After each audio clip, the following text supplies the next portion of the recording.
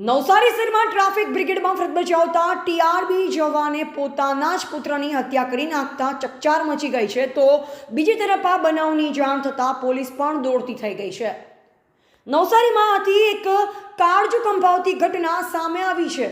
શહેરમાં ટ્રાફિક બ્રિગેડમાં નોકરી કરતા જવાને પોતાના જ પુત્રની ટ્રાફિક ભવનના ટોયલેટમાં હત્યા કરી હતી. જે બાદ પત્નીને ફોન કરી જણાવ્યું હતું કે તારે વંશની લાશ જોઈતી હોય તો ટ્રાફિક ભવન જતી રહે. આ બાદ પરિવાર પોલીસ સાથે જ્યારે ટ્રાફિક ભવન પહોંચ્યો ત્યારે ગોડાઉનમાં છુપાવેલી લાશ જોઈ પરિવાર સાથે પોલીસ પણ ચોંકી ઉઠી હતી.